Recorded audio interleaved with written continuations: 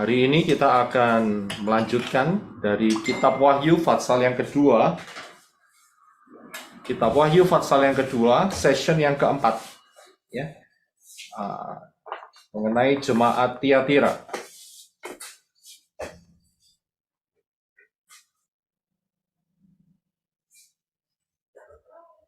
Kita harus tetap ingat bahwa cara yang Bapa Yahweh berikan untuk kita dapat memahami kebenaran firman ini yaitu dengan kembali kepada pola akar Ibrani yang benar. Karena pola akar Ibrani yang benar ini kaya raya, di luar itu sangat terbatas dan miskin. Jadi siapa yang mungkin baru pertama kali mendengar tentang pengajaran di tempat ini, kembalilah kepada pola akar Ibrani yang benar. Ya, karena Bapak Yahweh telah memberikan dengan luar biasa pengertian, kekayaan, kedahsyatannya secara detail di dalam firman-Nya yang luar biasa. Dan juga kita harus tahu bahwa prinsip pengajaran yang Bapak Yahweh berikan melalui Wahyu ini, kitab Wahyu ini, kita harus tahu bahwa ini adalah prinsip yang kita senantiasa lihat, yaitu nubuat adalah pola. Prophecy is a pattern.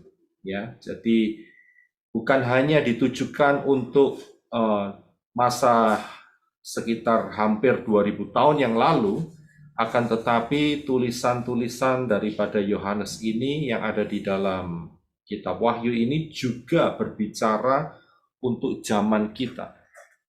Ya. Jadi kita harus paham dalam hal ini supaya saat kita membaca ayat yang diungkapkan, kita dapat memahaminya dengan baik dan benar, ya, dan tidak terjadi kesesatan. Ya. Selanjutnya kita akan masuk di dalam pembahasan ini.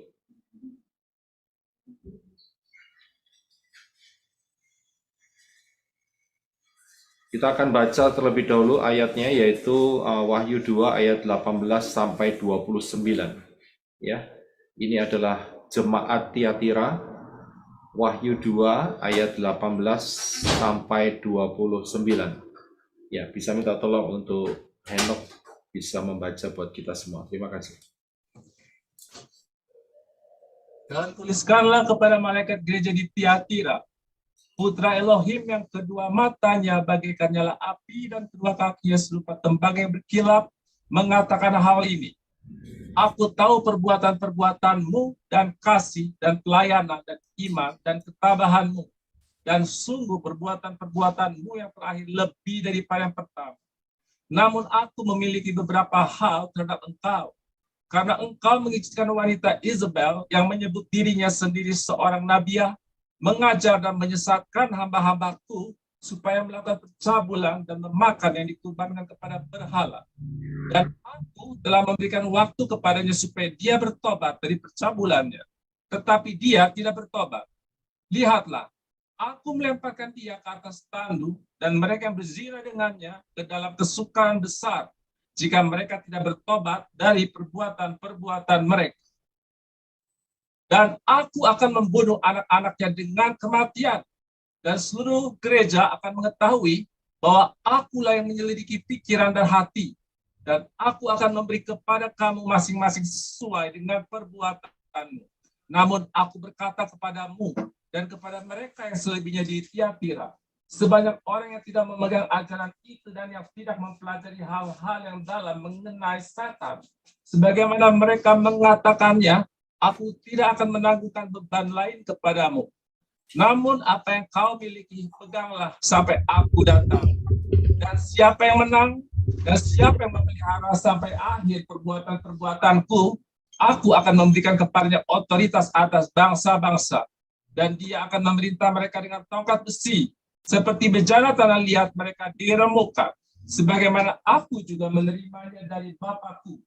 Dan aku akan memberikan kepadanya bintang fajar. Siapa yang mempunyai telinga, biarlah dia mendengarkan apa yang Roh katakan kepada gereja-gereja. Ya, terima kasih. Ya, jadi kita akan melihat mulai ayat yang ke-18 yang tertulis demikian, saudara. Dan tuliskanlah kepada malaikat gereja di Tiatira, ya, putra Elohim yang kedua matanya bagaikan nyala api dan kedua kakinya serupa tembaga yang berkilap, mengatakan hal-hal ini. Ya, kalau saudara lihat di dalam pengajaran-pengajaran yang sebelumnya, maka saudara tahu bahwa Tiatira ini ada di Asia Kecil dan sekarang ada di satu negara, yaitu negara Turki. Ya, jadi saudara tahu, dan daerah itu sekarang didominasi oleh satu penduduk yang cukup banyak, yaitu beragama Islam.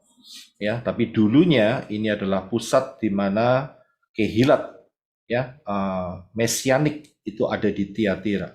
Nah, kita akan lihat beberapa hal dari pengajaran yang Yeshua katakan melalui gereja di Tiatira ini. Yang pertama adalah yang saya ingin fokuskan, yaitu kedua kakinya serupa tembaga yang berkilap.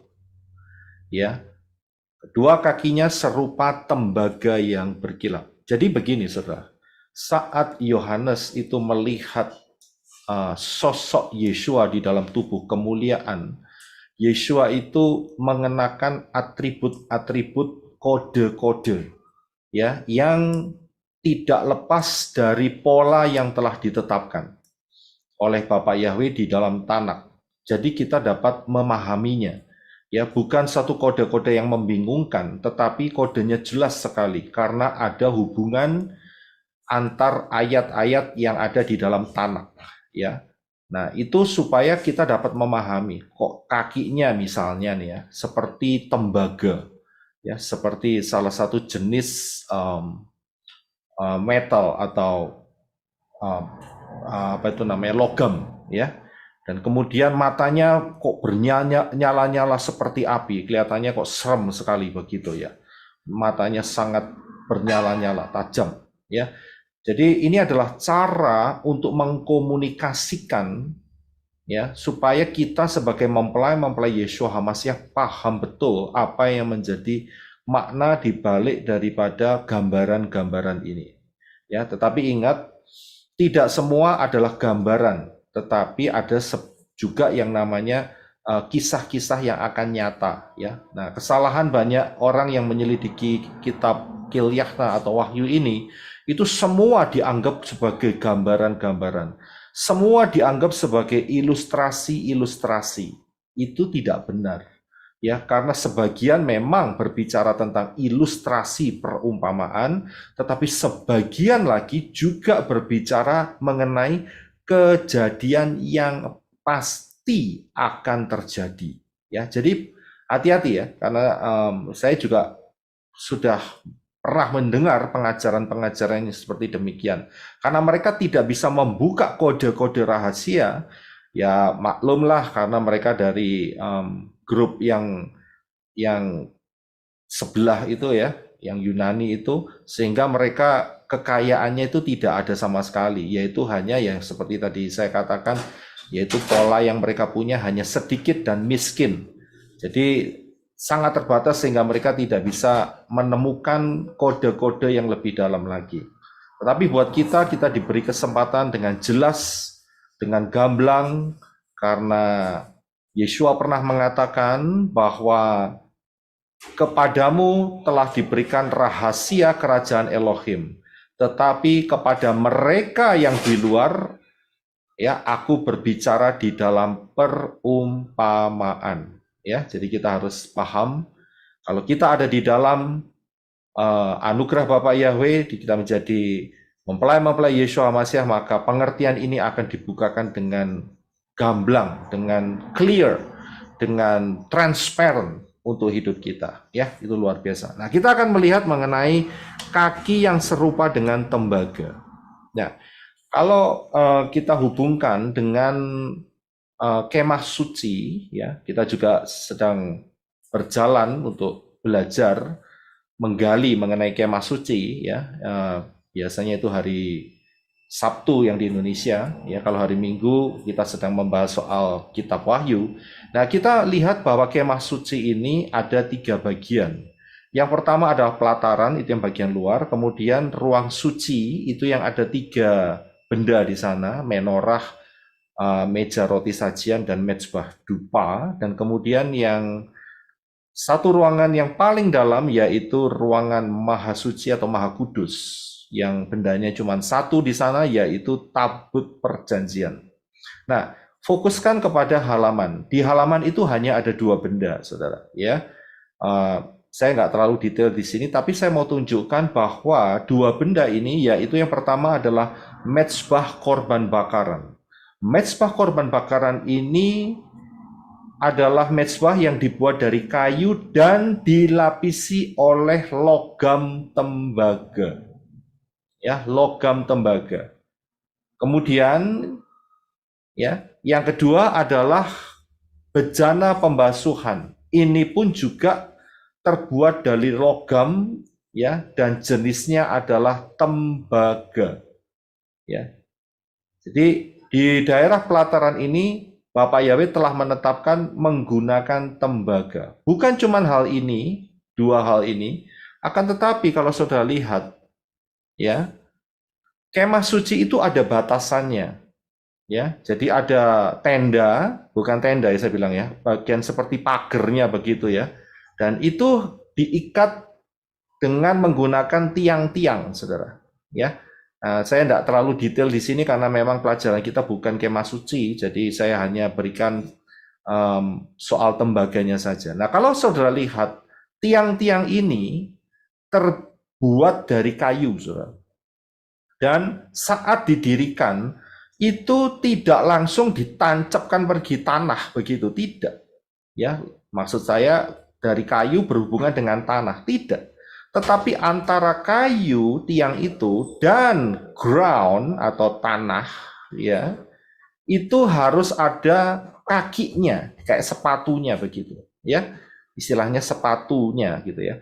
Nah, itu terbuat dari tembaga, saudara. Ya, saudara bisa lihat yang saya kasih kotak warna merah itu adalah kakinya, itu terbuat dari tembaga, sehingga antara kayu, tiang kayu itu dan tanah, ya, ground, itu tidak bersentuhan secara langsung.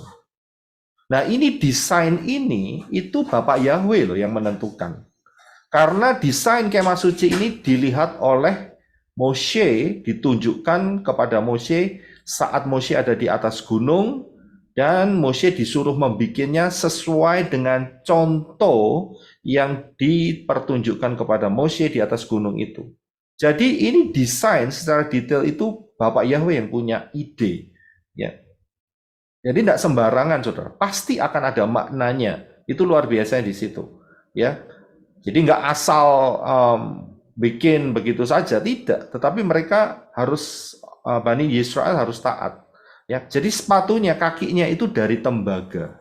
Persis seperti yang kita lihat gambaran di atas tadi, Yeshua dengan kaki tembaga.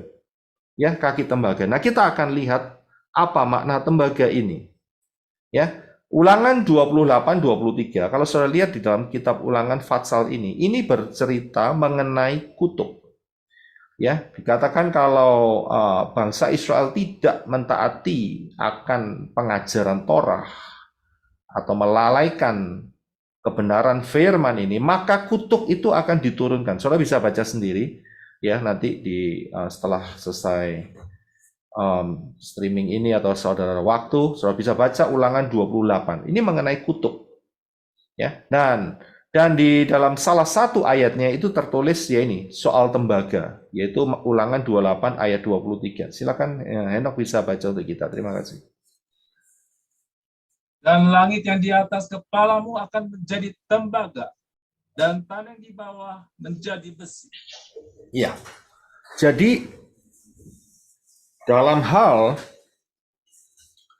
apa yang menjadi kutuk ya yang dinyatakan oleh Bapak Yahweh melalui Ulangan 28 ini, ya, Bapak Yahweh juga menggunakan istilah tembaga, ya, istilah tembaga untuk menyatakan satu makna yang ada di dalamnya, ya. Coba kita akan lihat lagi apa yang menjadi makna tembaga ini, ya, yaitu di dalam Bilangan 21 ayat 9.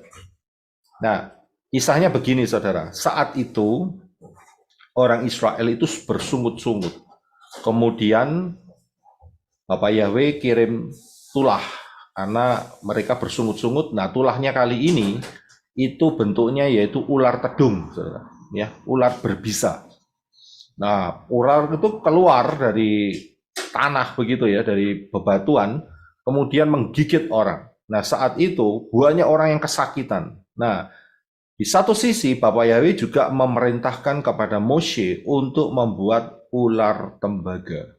Dan barang siapa yang melihatnya akan tetap hidup. Nah, kita akan baca ayatnya yaitu dalam Bilangan 21 ayat 9. Silakan ya. Dan Musa membuat sebuah ular tembaga dan menanamnya pada sebuah tiang. Dan terjadilah ketika ular itu memabut seseorang, lalu ia memandang ular tembaga itu, maka dia hidup. Ya, terima kasih. Jadi saudara bisa melihat di sini, orang yang melihat ular tembaga itu akan hidup. Ya. Nah, jadi dalam hal ini Bapak Yahweh memerintahkan secara spesifik kepada Moshe, ya, dengan kalau bahasa Indonesianya ular, saudara, tetapi dalam bahasa aslinya itu adalah nakas, ya, nakas. Ular dulunya nakas, tetapi dalam hal ini lebih dari nakas. Maksudnya begini, kalau saudara lihat bahasa aslinya, yang dipakai adalah seraf, ya, seraf itu adalah sejenis kerub, saudara, selevel dengan kerubim atau serafim, ya. Jadi kalau saudara lihat, saya pernah menyatakan satu pengajaran bahwa setan itu, ya, Lucifer yang biasa kita tahu atau Hillel ben Sakar, itu originalnya asalnya itu adalah grup daripada kerub, ya, kerub yang berjaga. Saya pernah nyatakan itu dalam kitab Yehezkiel. Ya, jadi yang dipakai di sini adalah kata seraf, ya. Jadi ular tembaga ini. Tetapi di satu sisi, kenapa kok dipakai ular? Karena ingat peristiwa Nakas, yaitu saat Nakas ketemu dengan Hawa, dan Nakas itu menipu, ya, menghasut Hawa untuk memakan buah daripada pohon pengetahuan baik dan jahat. Karena itu bukan satu kebetulan yang digantung di sana itu bukan kambing atau domba, saudara, tetapi ular tembaga, ya, nakas atau seraf, ya. Nah, di situ. Nah, nanti kita akan lihat lebih dalam lagi dalam hal ini. Tapi di sini tembaga ini itu bercerita mengenai hukuman, ya, hukuman. Jadi kaki daripada Yeshua ini deal atau berhubungan dengan dunia yang jatuh ini adalah penghukuman, ya, penghukuman. Yeshua menjatuhkan penghukuman atas dosa, atas bumi ini, atas orang-orang yang tidak mau ikut di dalam rencana keselamatannya. Jadi kakinya berpijak di bumi ini dan kakinya seperti tembaga. Itu arti daripada tembaga, ya. Nah, di dalam Roma 12 ayat 2, ini adalah aplikasinya, ya. Coba tolong Henok bisa baca untuk kita. Roma 12 ayat 2. Ini aplikasinya daripada tembaga. Silakan. Janganlah menjadi serupa dengan orang-orang di dunia ini, tetapi biarlah kamu diubahkan oleh pembaruan pikiranmu, agar kamu dapat mengenal kehendak Elohim yang baik, yang berkenan, dan yang sempurna. Ya, terima kasih. Saudara bisa melihat di sini, dengan dunia ini, Yeshua mengatakan, memberikan pengajaran, kamu jangan jadi serupa dengan orang-orang dunia ini. Tidak boleh sama. Karena kita sudah dibeli dengan harga yang mahal, yaitu darah yang tak bercacat. Jadi tidak boleh sembarangan hidupnya. Ada aturannya. Lah aturannya melalui aturan apa? Tidak lain adalah Torah. Karena Yeshua adalah guru Torah, Moreh. Ya. Nah, jadi dalam berhubungan dengan dunia ini, jangan jadi serupa dengan dunia ini. Jangan mengambil prinsip-prinsip dunia ini, tetapi kamu harus diubah di dalam pola pikiranmu. Supaya apa? Supaya kita bisa mengenal kehendak daripada Bapa Yahweh. Ya, mana yang baik, mana yang menyenangkan hati Bapa Yahweh, mana yang berkenan pada Bapa Yahweh, dan yang sempurna di hadapan Bapa Yahweh. Ya. Dengan apa? Dengan pembaharuan pikiranmu. Pikirannya harus diperbaharui. Diperbaharui dengan apa? Dengan pengajaran, dengan Torah, karena kita ini udah jatuh, saudara. Apalagi kita ini orang-orang goyim yang sejak kecil dicekoi, di set up, diajarin perkara-perkara yang tidak ada hubungannya dengan Torah, Nevi'im, dan Ketuvim, serta Brigadasa. Karena itu saat kita menjadi manusia yang baru, maka pikiran kita harus diubah. Ya, tidak bisa menggunakan pakaian yang lama. Kita harus mengenakan Yeshua. Dan inilah hubungan kita dengan dunia ini. Kita harus ada tembaga dengan dunia ini. Kita tidak bisa bersatu dengan dunia ini. Ya, ini aplikasinya. Dan di dalam Yohanes 17 ayat 14 dan 16, lebih lagi dinyatakan saat Yeshua berdoa kepada Bapa. Ingat ya, Yeshua mewakili kita sebagai manusia untuk berdoa kepada Bapa. Kita akan baca Yohanes 17, 14, dan 16. Silakan. Aku telah memberikan firman-Mu kepada mereka, dan dunia membenci mereka karena mereka tidak berasal dari dunia, sama seperti aku tidak berasal dari dunia. Mereka tidak berasal dari dunia, sama seperti aku tidak berasal dari dunia. Iya, terima kasih. Yeshua sampai mengulangi 2 kali bahwa murid-murid mempelai Yeshua HaMashiach kita ini sudah tidak bisa dikatakan lagi berasal dari dunia, karena kita sudah dibeli dengan harga yang penuh, yaitu darah Yeshua. Ya, jadi kita tidak lagi dikatakan berasal dari dunia. Murid-murid mesianik yang percaya kepada Yeshua, Yeshua berdoa, mereka tidak berasal dari dunia. Sama seperti Yeshua tidak berasal dari dunia. Walaupun masih ada di dalam dunia, tapi tidak berasal dari dunia. Saudara dan saya yang telah dibeli dengan darah Yeshua, kita tidak lagi menjadi warga negara dunia ini. Ngerti maksudnya? Bukan berarti saudara melepaskan kewarganegaraan Indonesia atau Amerika atau Malaysia dan sebagainya. Tidak. Maksud saya, saudara mempunyai kewarganegaraan yang kekal. Di mana nanti satu kali nanti kita sudah selesai dengan dunia ini, kita meninggalkan dunia ini, maka kita akan masuk di Shamayim. Kewarganegaraan kita ada di Shamayim. Dan itu kekal untuk selama-lamanya. Karena itu Yesus sudah mengatakan, mereka tidak berasal dari dunia ini. Sama seperti aku juga tidak berasal dari dunia. Ya, jadi kita terpisah. Karena itu harus ada tembaga dengan dunia ini. Ya, tidak boleh kita bersatu. Seperti yang dikatakan oleh Rabi Saul melalui Roma, hendaklah kamu tidak menjadi serupa dengan dunia ini.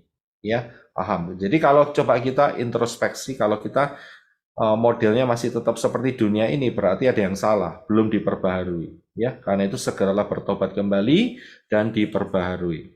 Nah, saya mau memberikan satu pengertian di sini yang berhubungan dengan ular tembaga tadi. Ya, ular tembaga tadi. Nah, saudara jangan terkejut kalau saya menuliskan sesuatu yang mungkin belum pernah saudara dengar sebelumnya, ya. Kalau di tempat ministry kita, saya sudah sering mengatakan, yaitu bahwa dosa tidak dapat dimusnahkan, tetapi ya, dosa tidak dapat dimusnahkan, tetapi saya beri kesempatan untuk yang live streaming, kecuali yang Arizona, karena yang Arizona sudah tahu jawabannya.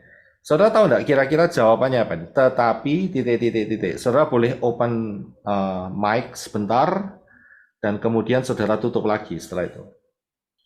Siapa yang kira-kira mau menjawab? Dihapuskan, Pak Roy.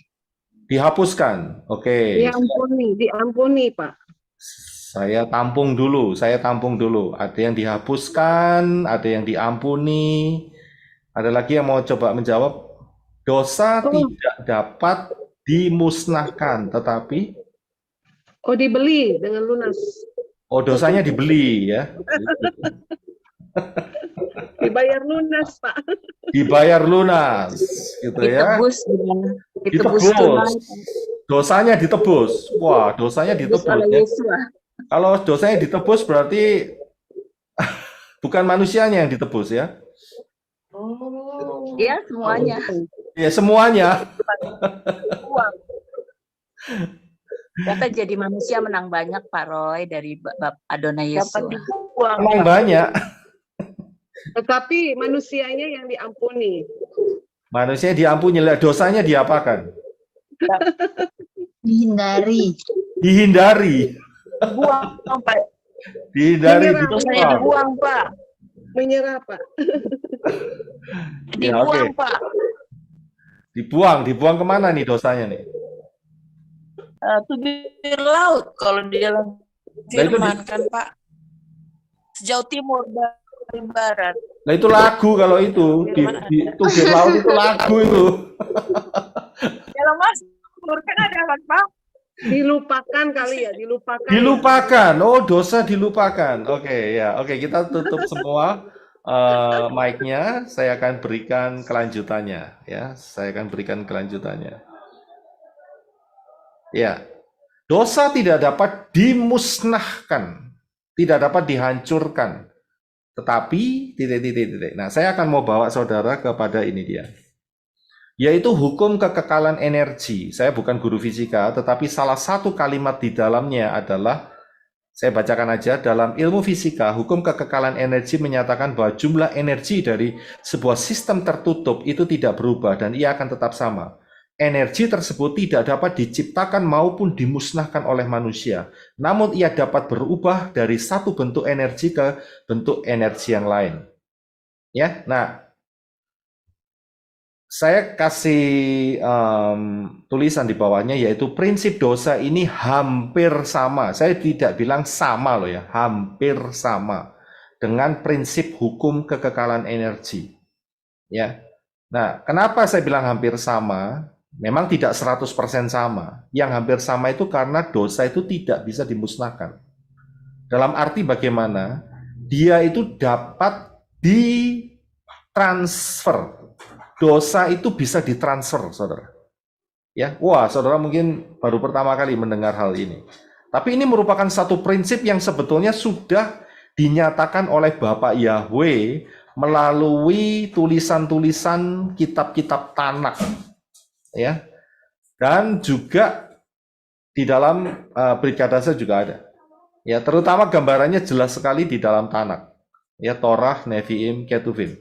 Bahwa dosa itu, kalau satu orang yang berbuat dosa, maka caranya supaya dia hidupnya tidak ada dosanya lagi, maka dosanya itu harus ditransfer. Nah, kalau dosa ditransfer, maka dosa itu pada prinsipnya itu kekal, saudara. Tetap sama. Ya, cuman untuk supaya tidak mengena ke orang itu, dia harus ditransfer. Ya, ditransfer. Nah, saat satu orang berdosa, ya, itu seperti orang itu digigit ular, saudara, kena racun. Ya, coba kita lihat Bilangan 21 yang telah kita baca tadi. Ya, kita lihat ya. Dan Moshe membuat sebuah ular tembaga dan menaruhnya pada sebuah tiang, ya, supaya ditaruh tinggi-tinggi.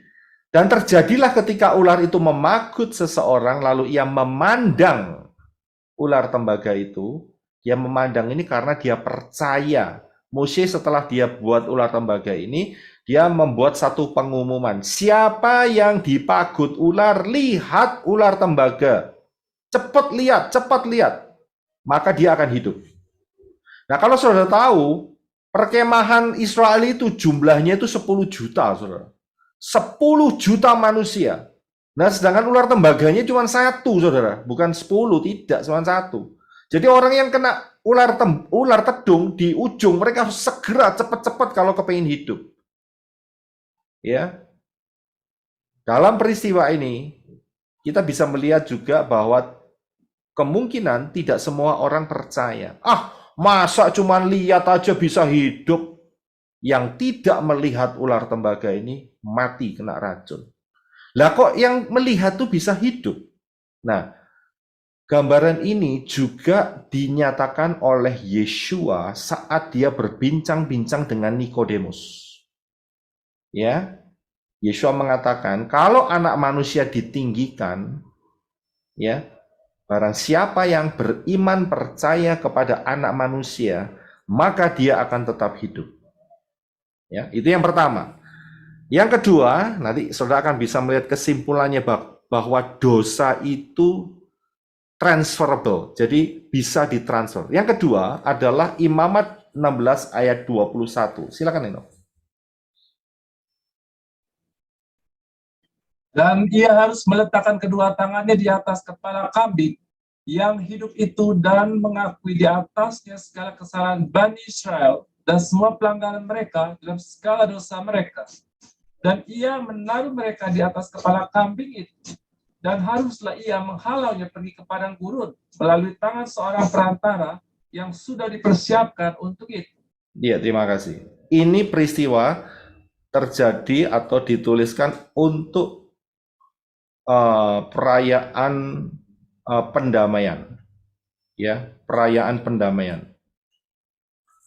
Ya, jadi imam itu meletakkan tangannya di atas kepala kambing dan harus mengakui segala kesalahan, pelanggaran, dosa-dosa daripada Bani Israel.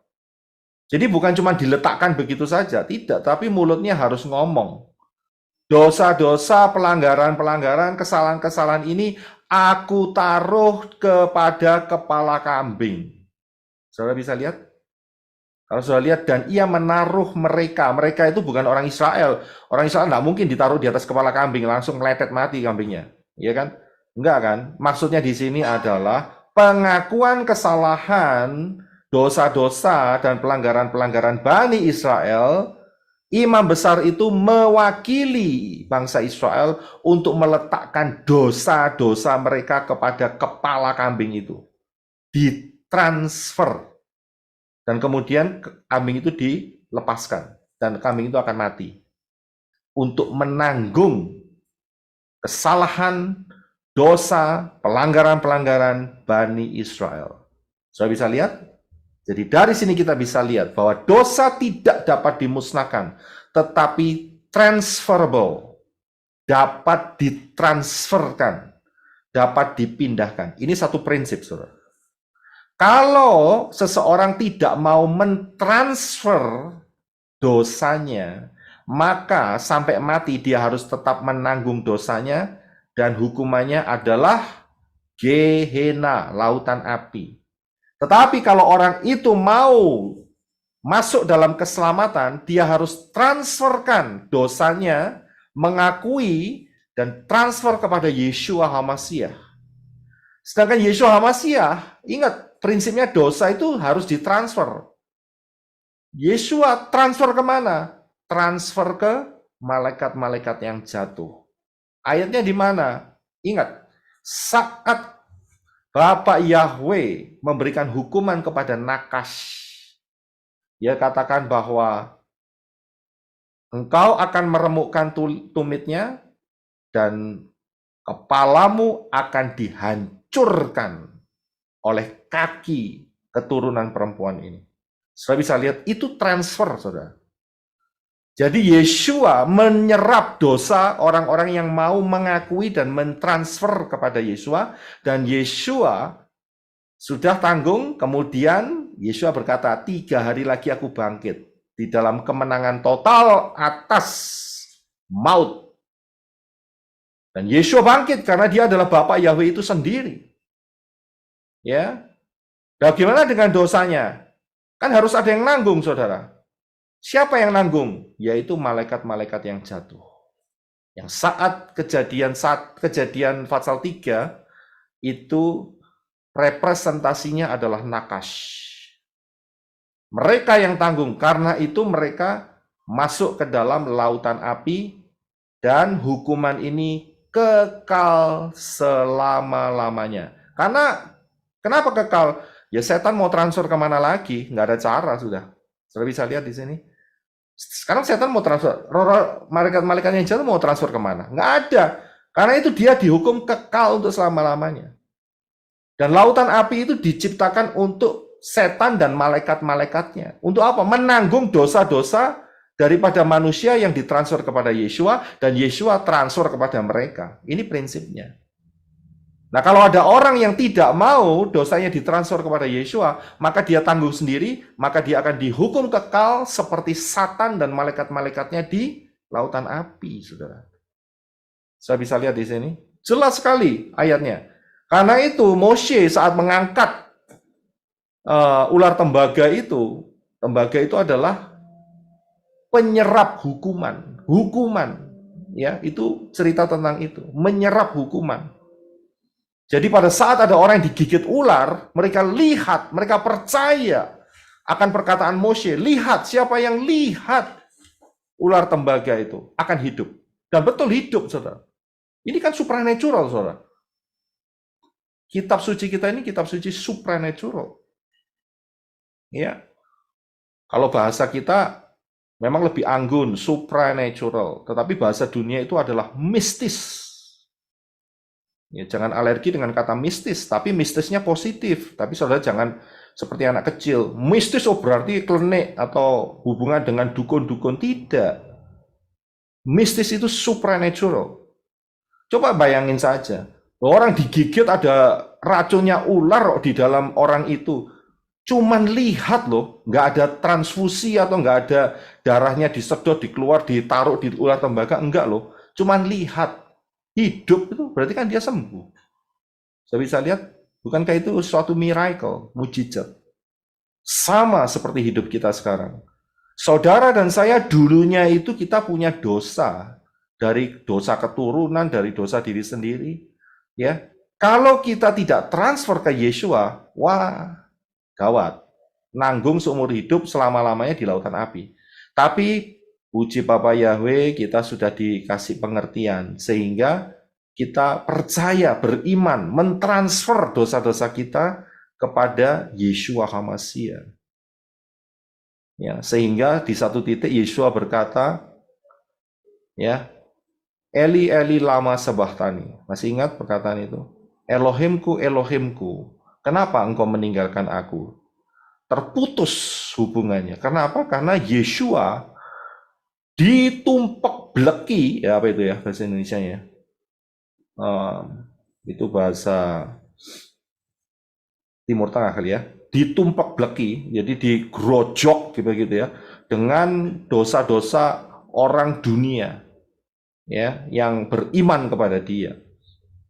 Sehingga Yeshua yang tidak berdosa dibuat berdosa. Itu karena kita, saudara. Kita ini hutang darah loh sama Yeshua. Jangan main-main, saudara. Ya, kita ini punya hutang besar sekali dengan Yeshua. Karena itu Yeshua berkata, setia, tetap ada dalam aku, maka aku akan selamatkan engkau. Jangan macam-macam, jangan keluar ya dari rencana pola yang telah ditetapkan Bapa Yahweh. Nah, dari situlah Yeshua menanggung dosa kita. Dan dosa kita, dosa orang-orang dunia ini yang percaya kepada Dia, yang mau percaya kepada Yeshua, ditransfer kepada roh-roh jahat itu. Ya. Karena begitu besar kasih Elohim akan dunia ini, maka dikaruniakanlah putranya yang tunggal, supaya barang siapa yang percaya kepadanya seharusnya tidak binasa. Yohanes 3:16. Ya. Jadi inilah prinsipnya. Yang berikutnya, Wahyu 2:18. Dan tuliskanlah kepada malaikat gereja Tiatira putra Elohim yang kedua matanya bagaikan nyala api. Ya. Nah, untuk mata yang bagaikan nyala api ini hubungannya ada di dalam Wahyu 19 ayat 11 dan 12. Tolong Henok bisa baca untuk kita. Terima kasih. Dan aku melihat Syamaim yang terbuka, dan lihatlah seekor kuda putih, dan dia yang duduk di atasnya yang disebut setia dan benar. Dan dia menghakimi dan berperang dalam kebenaran. Dan matanya seperti nyala api.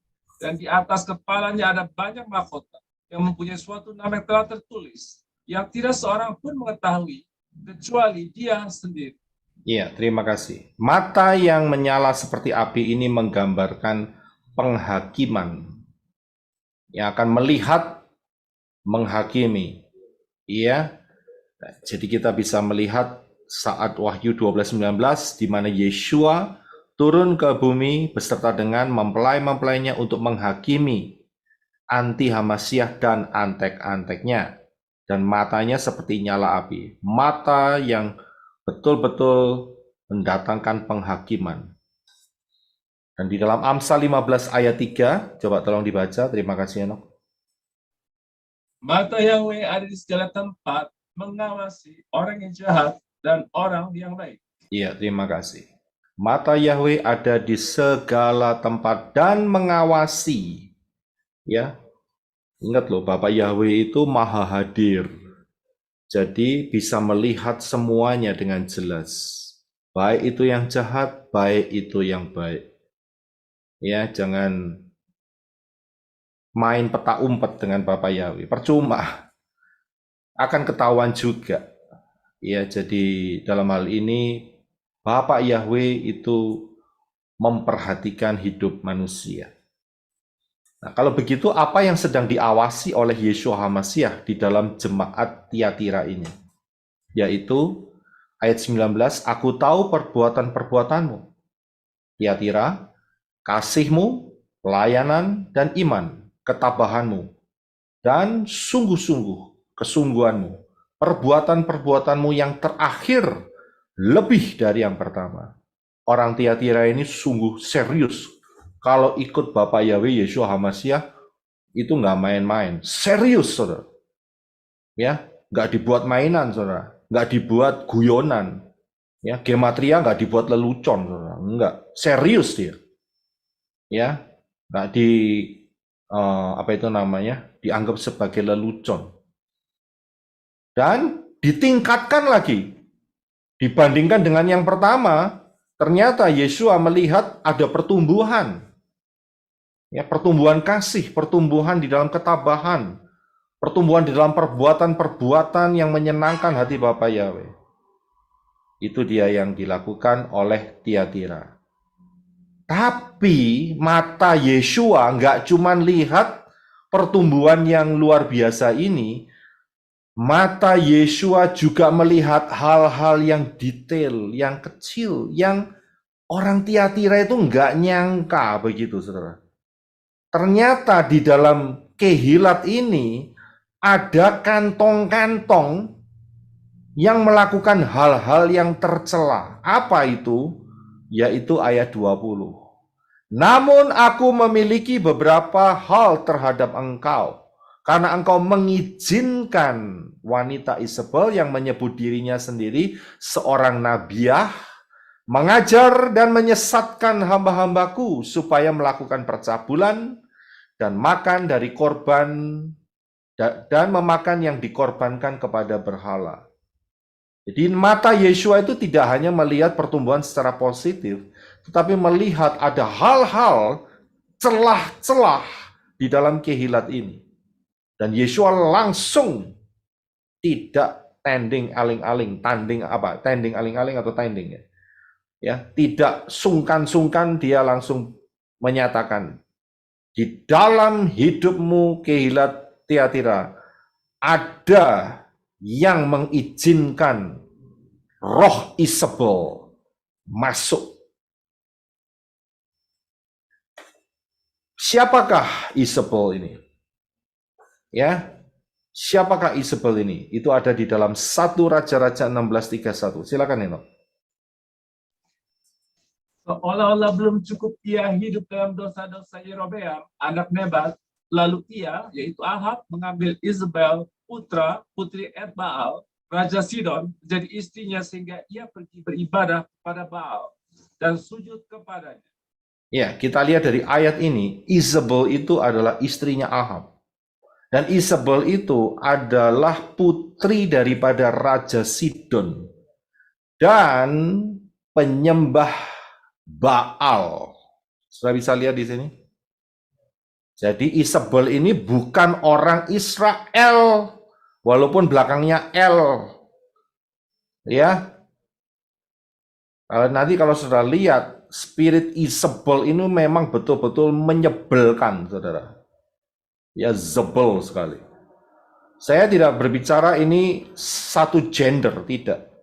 Ini spirit, saudara ya. Ingat, yang kita lagi bahas ini masalah spirit yang di dalam Kehilat Tiatira ini.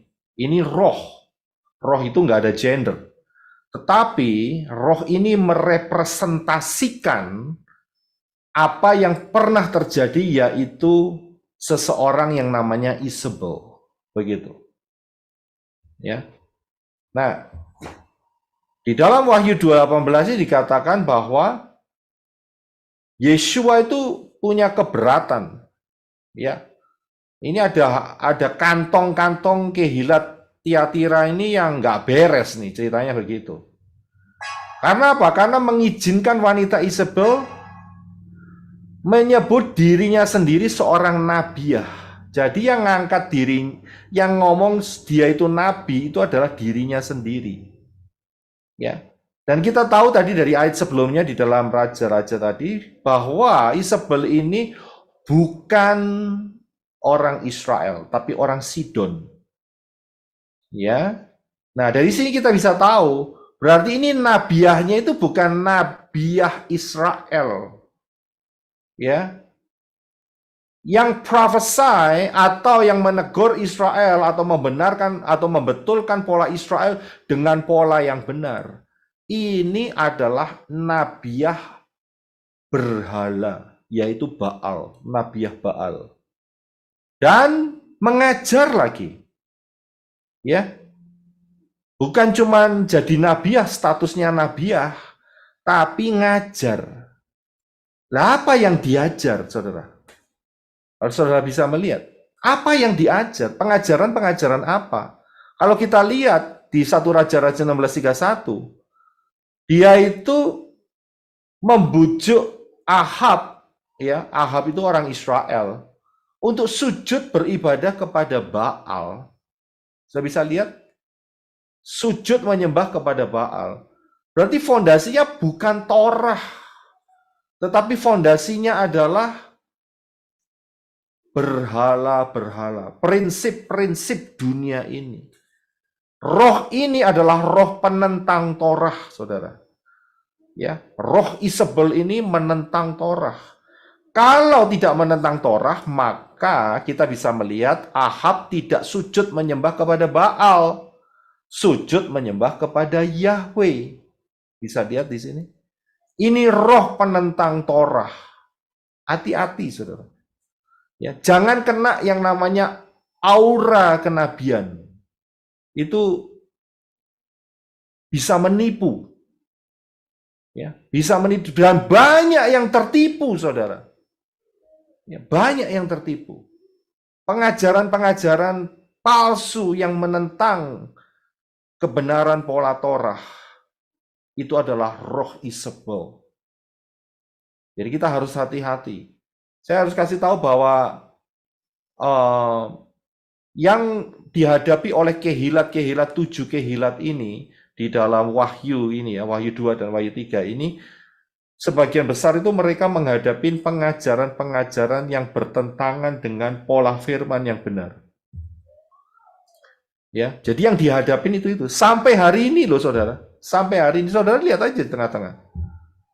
Bahkan saya juga mendapat kabar mulai ada gelombang kejatuhan lagi, saudara. Karena apa? Karena ada pengajaran yang mengatakan bahwa ada rabai dari Israel, bisa bahasa Indonesia, mengungkap Yod He Waw He, Yod Shin Waw Ayin dengan cara yang salah. Dan banyak yang terkena impact-nya. Hati-hati, saudara. Jangan sembarangan saudara mengizinkan pengajaran-pengajaran roh Isabel ini masuk dalam hidup saudara. Kalau saudara masih kepingin rapture, ya, kalau saudara masih kepingin rapture, tinggalkan semua pengajaran-pengajaran itu. Udah auranya negatif, pengajarannya menentang Torah, hanya mementingkan pribadinya sendiri, ya. Jadi jauhi, ya, prinsip-prinsip kebenaran diri sendiri, bukan kebenaran firman. Kalau saudara masih kepingin ikut rapture, saudara. Ya, ini warning yang keras untuk kehilat, untuk mempelai-mempelai Yeshua HaMashiach. Hati-hati dengan pengajaran-pengajaran ini. Dan kemudian, roh Isabel ini adalah roh penyesatan. Sudah bisa ngerti ya maksud saya? Jadi jangan sampai tersesat. Kalau orang tersesat itu berarti menjadi milik Satan. Karena dalam kata Indonesianya yaitu penyesatan. Gitu. Dipenyet sama setan. Ya. Diduduin sama setan jadi penyet. Penyet Satan. Penyet Satan. Ya, dipenyet sama Satan. Penyesatan. Ya kan? Jadi hati-hati saudara, jangan, karena tertulis di dalam Wahyu 2:18 ini, spirit roh Isabel ini menyesatkan. Menyesatkan. Ya, enggak tahu itu, kalau saya dari orang Surabaya menyesatkan, tapi sebagian besar kalau ngomong itu jadi gitu, orang Indonesia. Ya ada uniknya juga sih, ya kita saling melengkapi ya. Penyesatan. Ya, hamba-hambaku. Ya, jadi jangan saudara mengizinkan pengajaran-pengajaran yang menyesatkan ini. Kalau tidak mau dipenyet sama Satan. Perhatikan baik-baik. Ini yang dialami oleh banyak pengagung nama Yahweh atau orang-orang yang sudah terima baptisan pembaharuan. Karena pengajaran roh Isabel ini menyesatkan, penyesatan. Kemudian berikut, ini adalah roh pembunuh dan roh kebencian, itu sama. 1 Raja-Raja 18 ayat 4 dan 1 Raja-Raja 18 ayat 3. Saya akan bacakan aja karena pendek. Dan terjadilah ketika Isabel menghancurkan para nabi Yahweh, kemudian pada waktu Isabel membunuh nabi-nabi Yahweh. Saudara bisa lihat di sini, roh kebencian. Ngomongnya mungkin kasih, saudara. Lemah lembut, lemah gemulai, empuk, ya kan? Mungkin kayak bakpo begitu ya. Atau mungkin kayak roti kokus. Tapi mematikan, saudara. Wah, itu bahaya sekali. Ya, kalau didengar suaranya empuk sekali. Kalau khotbah lucu, ya kan? Setelah selesai khotbah ditanyain khotbah apa, nggak ngerti. Yang penting lucu.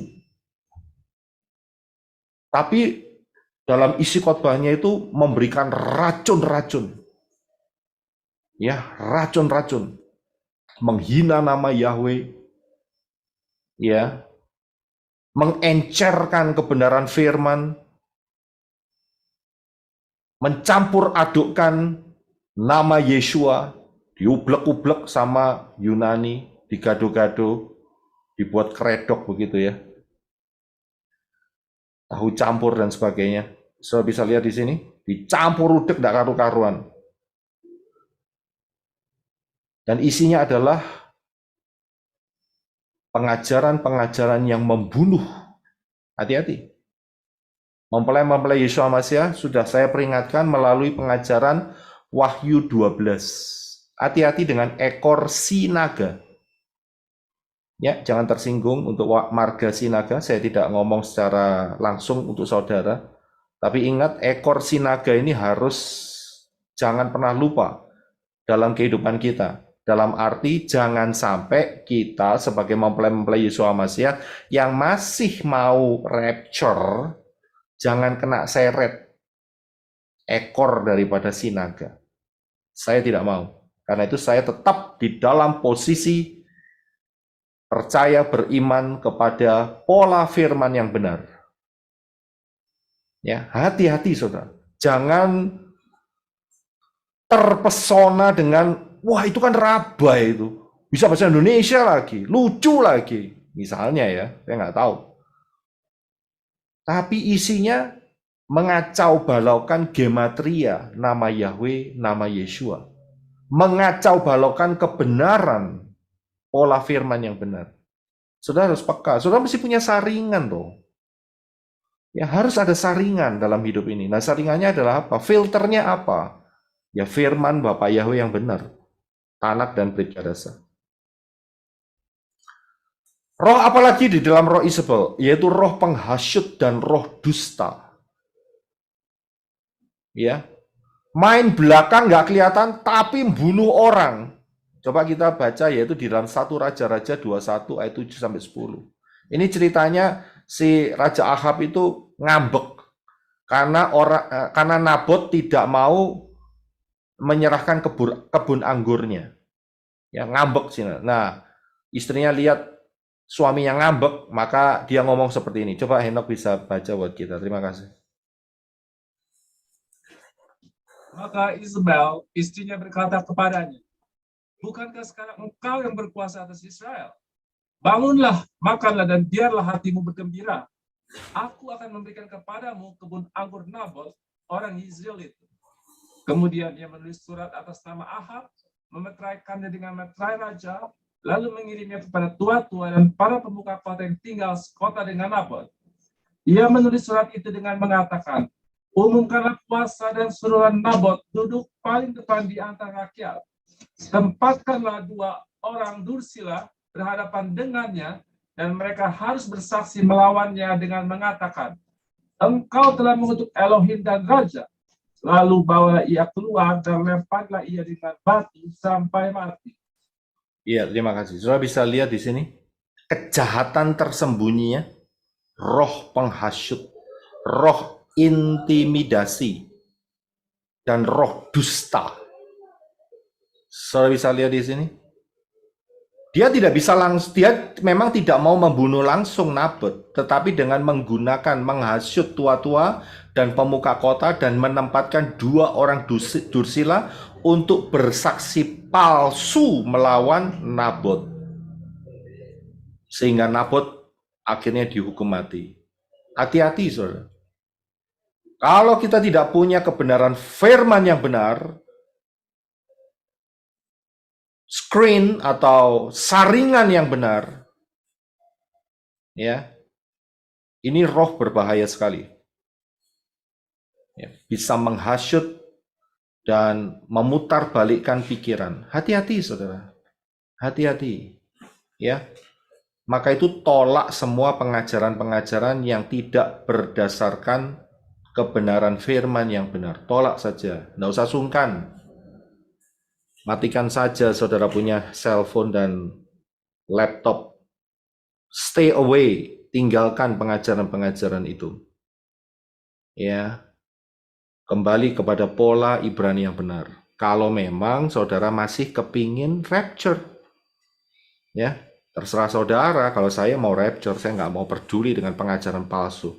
Mau tersesat ya biar orang yang tersesat. Saya nggak punya urusan dengan orang-orang itu.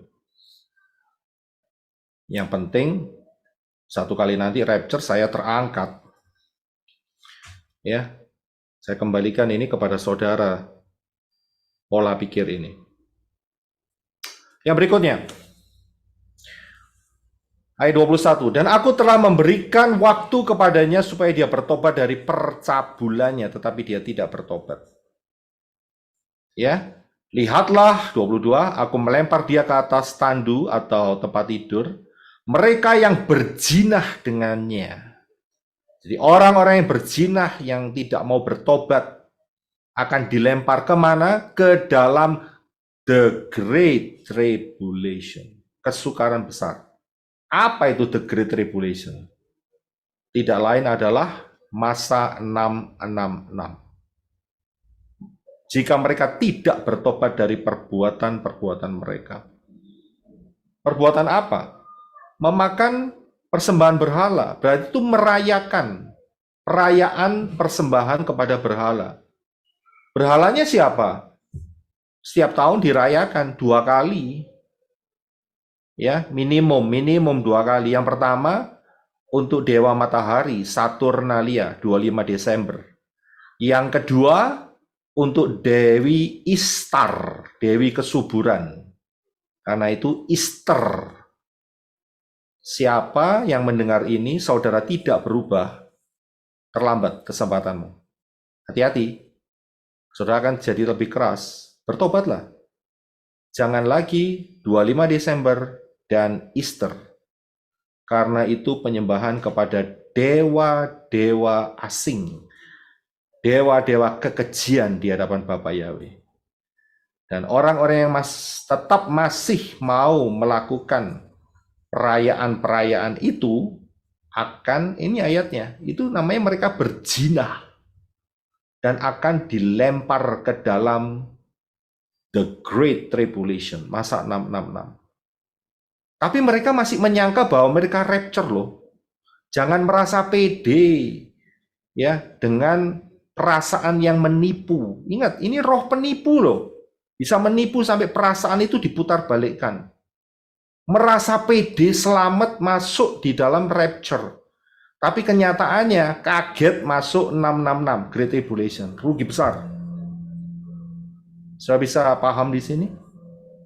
Tinggalkan pola yang tidak sesuai dengan firman Bapa Yahweh. Tinggalkan. Karena itu merupakan perjinahan. Kapan hari ada yang kesaksian mengenai dapat mimpi selingkuh. Nah itu dia. Itu mirip seperti itu. Bapak itu bisa merasakan. Sudah dibaptis sama Papi Lukas. Masih kebaktian di tempatnya si Usus. Ya kan, akhirnya dapat mimpi berapa? 2 atau 3 kali kalau nggak salah. Ya, mimpi dia selingkuh, mau ke ibadah, mimpinya selingkuh. Untung masih sadar, ya kan? Karena itu ini dia harus bertobat. Kalau nggak bertobat, diteruskan saja karena sungkan dengan komunitasnya, dengan keluarganya, rugi sendiri. Masuk 666, saudara. Dan 23, dan aku akan membunuh anak-anaknya dengan kematian. Dan seluruh gereja akan mengetahui bahwa akulah Yahweh, Yeshua HaMashiach, yang menyelidiki pikiran dan hati. Dan aku akan memberi kepadamu masing-masing rewards sesuai dengan perbuatanmu. Saya bisa lihat di sini. Inilah mata daripada Yeshua yang menyelidiki segala pikiran dan hati. Dan melihat perbuatan-perbuatan daripada anak-anak manusia. 24. Namun aku berkata kepadamu, kepada mereka yang selebihnya yang lain di Tiatira, sebanyak yang tidak memegang ajaran itu, yang tidak ikut ajarannya Isabel, dan tidak mempelajari hal-hal mengenai setan, sebagaimana mereka mengatakannya, aku tidak akan menanggungkan beban lain kepadamu. Yang tidak ikut ajaran itu, tidak ikut menyelidiki, tidak ikut mempelajari, tidak ikut membuka telinga, pengajaran-pengajaran Isabel, ya, Yeshua tetap adil. Dia tidak menanggungkan hukuman itu kepada yang nggak ngikutin pengajaran itu. Ya. Dan Yeshua berkata, namun apa yang kamu miliki, peganglah sampai aku datang. Yeshua pasti akan datang. Ya, apa yang kamu miliki sekarang? Yang dimaksud di sini adalah kebenaran di dalam pola yang benar.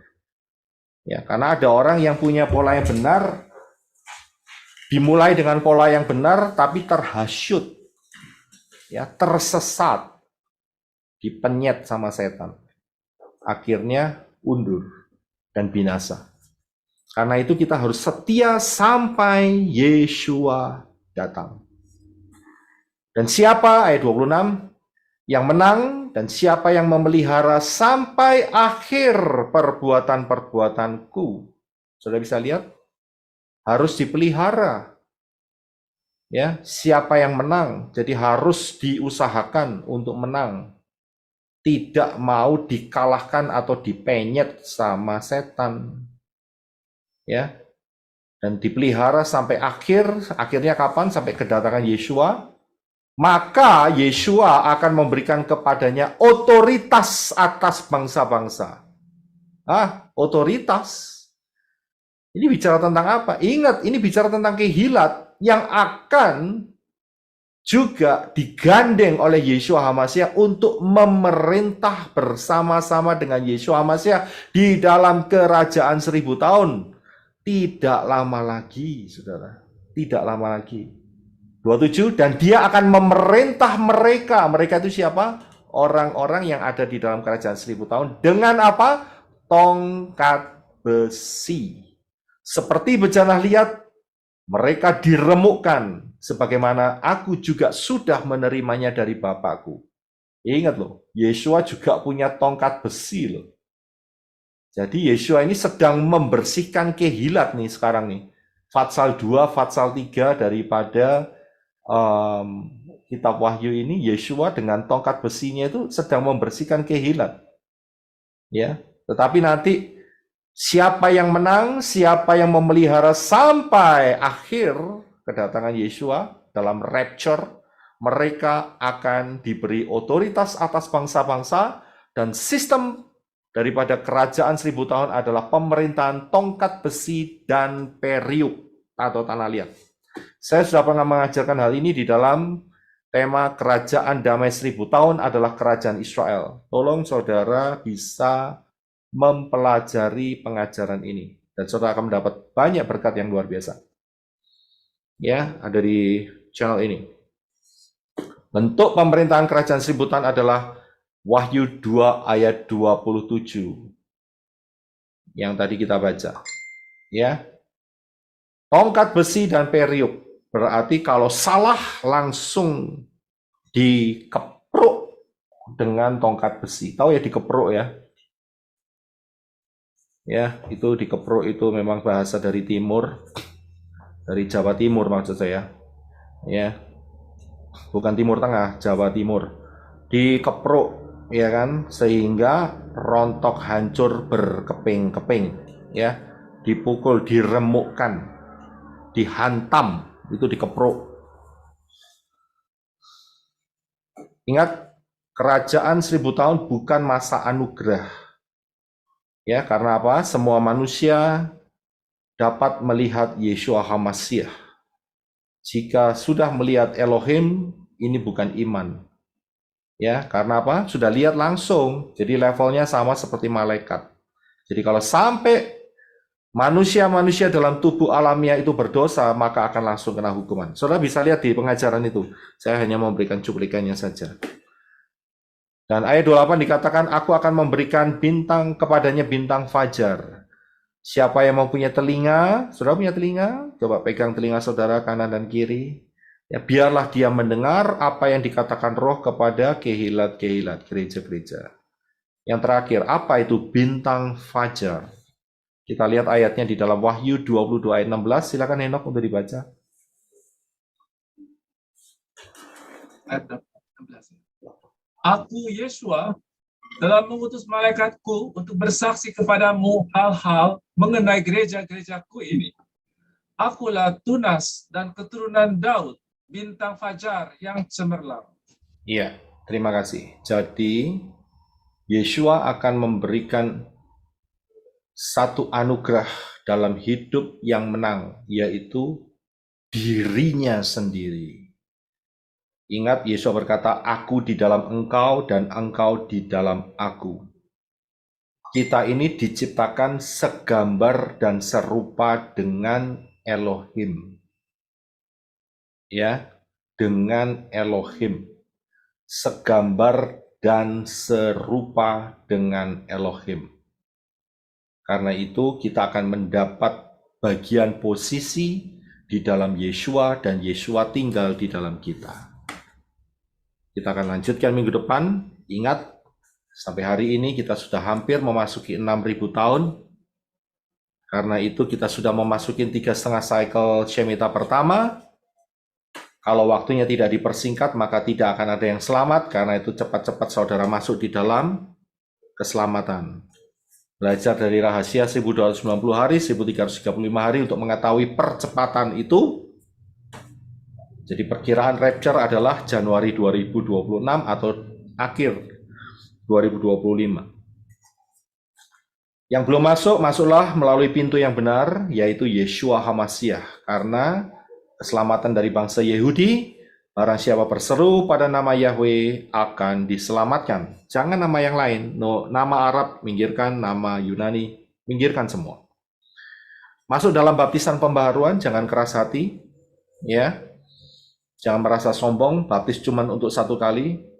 Kalau baptis 1 kali, baptisnya salah, maka saudara akan dimiliki oleh spirit-spirit di luar roh Yahweh dan Yeshua HaMashiach. Karena itu baptis dalam pola yang benar, belajar pola firman, tinggalkan semua yang berhubungan dengan penyembahan berhala dan celebration atau perayaan-perayaannya 25 Desember, Easter dan sebagainya. Berjalanlah sampai rapture terjadi, berjalan dengan setia. Jangan sampai kena penyesatan, ya, jangan sampai kena penyesatan. Yang membutuhkan baptisan pembaharuan, saudara bisa masuk di dalam pelayanan menorah.com dan saudara bisa temukan di kiri atas, saudara bisa melihat di sana info mempelai Yeshua HaMashiach yang mau membantu dan bisa membantu saudara untuk baptisan pembaharuan. Hubungin mereka, segeralah masuk dalam baptisan pembaharuan. Waktunya sudah tidak lama lagi, saudara, sangat-sangat dekat, ya. Maranatha, Bapak Yahweh memberkati kita semua. Shalom.